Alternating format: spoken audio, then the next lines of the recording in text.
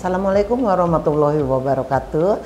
Hari ini di mata kuliah Manajemen Lembaga Informasi, saya akan menjelaskan tentang regulasi lembaga informasi. Bagaimanapun di suatu lembaga itu selalu harus ada aturan yang tetap yang bisa disampaikan. Pada saat sekarang ini saya akan menyampaikan tentang pergerakan informasi, kemudian regulasi, kemudian apa itu kelembagaan, kemudian perpustakaan dan kearsipan itu menjadi satu kesatuan di dalam manajemen lembaga informasi tersebut, ya. Pada saat sekarang ini pergerakan informasi itu saat terlalu pesat, ya, bergerak terus dan bertambah banyak, apalagi masa sekarang ini kita sudah tidak bisa lepas dari perannya teknologi, ya. Di mana masa lalu informasi itu bukan berarti tidak diperlukan lagi, tetapi informasi masa lalu itu untuk menjadi referensi informasi-informasi yang masa depan tersebut, ya. Informasi yang didapat itu kita bisa raih, ya, tidak terbatas sesuai keinginan. Ada dari media newspaper, ada dari smartphone, ya kan, kemudian ada dari internet, dari textbook ataupun dari jurnal. Itu semua yang kita bisa himpun, kita manage informasi itu dalam bentuk tersebut. Mana yang diatur negara, kita harus tahu. Itu semua tidak terbatas sesuai keinginan. Negara mau membatasi, negara mau mengatur tentang peredaran atau tersebarnya informasi untuk publik seperti apa. Makanya di sini ditentukan regulasi yang tepat itu menjadi bahan acuan yang utama. Semua itu ada aturannya, ya. Data tahun 2023 penduduk Indonesia itu diperkirakan sudah melebihi dari 280 juta jiwa, ya. Penggunaan internet di Indonesia itu 220 juta pelanggan. Pengguna smartphone di Indonesia itu sudah 67% dari penduduk yang ada. Pengguna jejaring sosial itu sebanyak 160 juta orang. Yang paling banyak digunakan pada saat ini, ya, WhatsApp, Instagram, TikTok, Telegram, Twitter, dan Facebook Messenger, ya.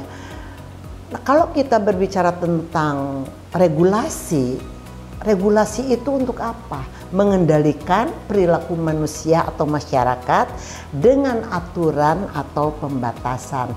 Regulasi itu dapat dilakukan berbagai bentuk, misalnya pembatasan hukum diumumkan oleh otoritas pemerintah, regulasi pengaturan diri oleh suatu industri seperti melalui asosiasi perdagangan, regulasi sosial, ya, misalnya tentang norma, kemudian koregulasi di pasar. Seseorang itu dapat mempertimbangkan regulasi dalam tindakan perilaku, misalnya menjauhkan sanksi, ya, menjatuhkan sanksi seperti denda, ya, kemudian tindakan hukum administrasi atau menerapkan regulasi hukum.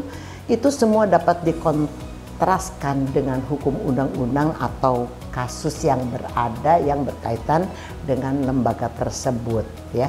Kemudian dikatakan juga kita harus tahu kelembagaan itu seperti apa. Kelembagaan itu merupakan suatu tatanan dan pola hubungan antar anggota masyarakat atau organisasi yang saling mengkaitkan, yang dapat menentukan bentuk hubungan antara manusia atau antar organisasi yang diwadahi dalam suatu organisasi atau jaringan dan ditentukan oleh faktor-faktor pembatas dan pengikat berupa norma, kode etik, ya, aturan formal maupun informal. Untuk apa? Pengendalian perilaku sosial serta inisiatif untuk bekerja sama dan mencapai tujuan bersama, ya. Nah, kalau kita berbicara tentang informasi itu sebuah data yang diolah menjadi bentuk yang lebih berguna dan lebih berarti bagi yang menerimanya. Informasi juga bisa kita katakan sebagai suatu rekaman fenomena yang diamati atau bisa juga berupa putusan-putusan yang dibuat. Regulasi lembaga informasi itu merupakan aturan yang mengendalikan, menjaga, dan melegitimasi lembaga informasi agar dapat menjalankan kelembagaannya dengan baik, terarah, dan mendapat kepastian hukum yang jelas, ya, guna mencapai tujuan yang telah ditentukan tersebut. Tata urutan regulasi kelembagaan, kalau kita mengacu ke TAP MPR, ya, TAP MPR 3 tahun 2000 tentang sumber hukum dan tata urutan peraturan perundang-undangan. Pertama, yang harus kita pegang dari Undang-Undang Dasar 45 itu merupakan hukum dasar tertulis negara Indonesia, membuat dasar dan garis besar hukum dalam menyelenggarakan negara. Kemudian yang kedua adalah ketetapan Majelis Permusyawaratan Rakyat, ya, Republik Indonesia. Itu merupakan putusan MPR sebagai pengembang kedaulatan rakyat yang ditetapkan dalam sidang MPR. Kemudian undang-undang dibuat oleh Dewan Perwakilan Rakyat bersama Presiden untuk melaksanakan Undang-Undang Dasar 1945 serta TAP MPR RI. Nah, tata urutan regulasi kelembagaan itu yang pertama kita lihat peraturan pemerintah, ya, pengganti Undang-Undang Perpustakaan. Di situ terdiri dari perpustakaan harus diajukan dulu, ya, ke DPR dalam persidangan yang sudah disetujui. Jika ditolak oleh DPR, Perpu tersebut harus dicabut. Kemudian yang kedua, kita harus ikuti peraturan pemerintah. Dibuat oleh pemerintah untuk apa? Melaksanakan perintah undang-undang. Yang ketiga adalah keputusan Presiden, bersifat mengatur, dibuat oleh Presiden untuk menjalankan fungsi dan tugasnya berupa pengaturan. Kemudian yang berikutnya adalah peraturan daerah. Nah, di dalam peraturan daerah itu masing-masing dilihat dari provinsinya juga. Tidak bisa disamakan antara satu provinsi dengan provinsi lainnya. Coba kita lihat untuk lembaga informasi yang namanya perpustakaan. Regulasi perpustakaan itu kita mengacu kepada Undang-Undang Nomor 43 Tahun 2007, di mana di situ dikatakan bahwa perpustakaan adalah institusi pengelola koleksi karya tulis, karya cetak, karya rekam secara profesional dengan sistem yang baku guna memenuhi kebutuhan pendidikan, penelitian, pelestarian, informasi, dan rekreasi pada pemustaka. Pemustaka itu istilah lain dari pemakai atau pengguna. Tapi kalau kita menggunakan istilah pemakai pengguna, konotasinya itu ke hal-hal yang negatif gitu ya. Jadi Profesor Sulistyo Basuki mengatakan bahwa mereka kita katakan sebagai pemustaka. Adapun regulasi yang berkaitan dengan perpustakaan di Indonesia, seiring dengan kesadaran bangsa dan pemerintah akan pentingnya perpustakaan sebagai lembaga informasi. Jadi wadahnya perpustakaan itu menjadi wadahnya sumber informasi untuk pendidikan. Ya, kemudian kita lihat kronologis peraturan perundang-undangan bidang perpustakaan itu ada tingkat A, tingkat B, dan tingkat C. Itu semua sudah diatur menurut surat keputusan Kepala Jawatan Pendidikan Masyarakat.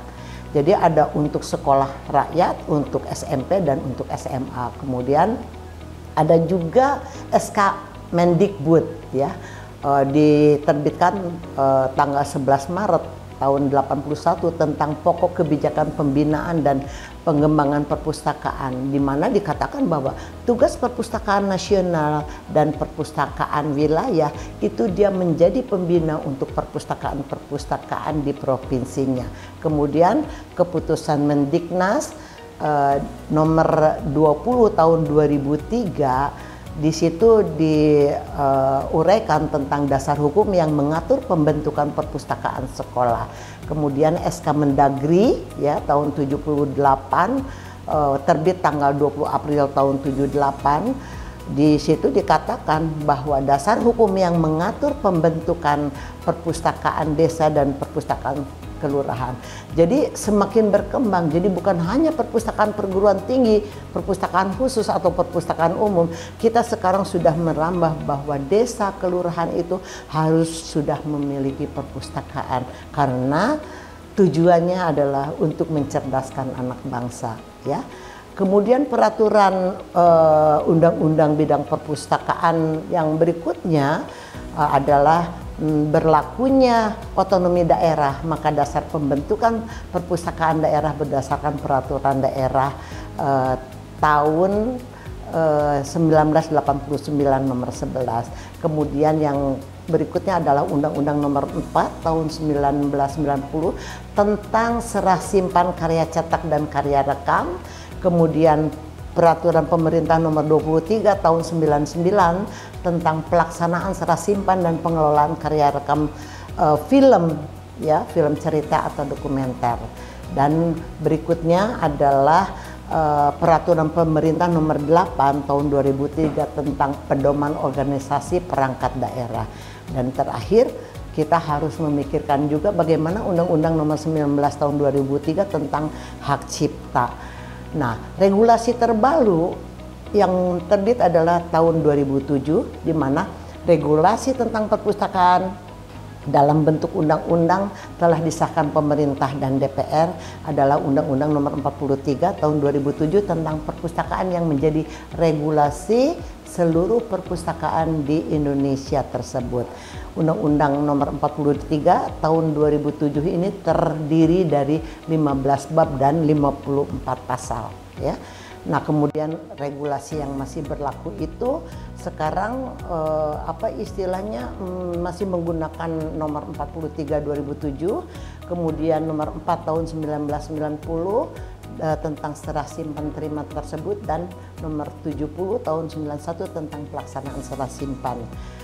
Kemudian kita bahas sedikit tentang kearsipan karena itu juga menjadi lembaga informasi. Itu adalah menjadi satu kesatuan manajemen, ya, di dalam lembaga informasi.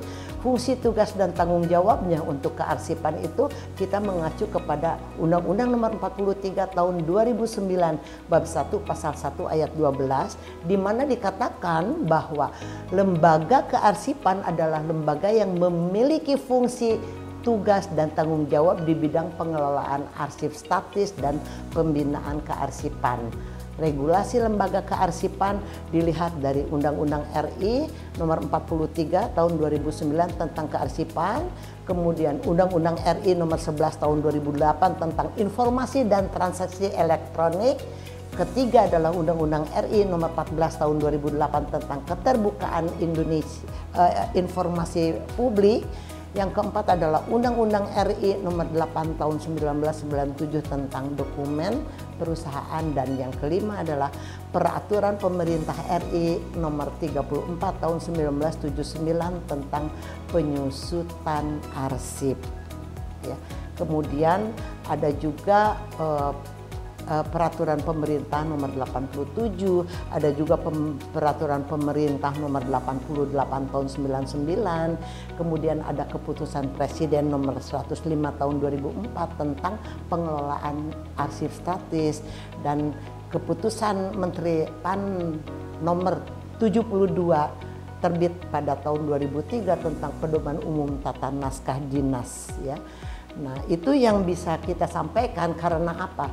Perpustakaan dan arsip itu sebetulnya sama-sama lembaga informasi, tetapi cara untuk mempublishnya, cara untuk menyebar luaskan informasinya dengan metode yang berbeda. Demikian yang bisa saya sampaikan untuk hari ini. Semoga kalian bisa menelusuri dan bisa mencari informasi dari sumber-sumber lainnya selain dari yang saya sampaikan pada hari ini. Wabillahi taufiq wal hidayah. Wassalamualaikum warahmatullahi wabarakatuh.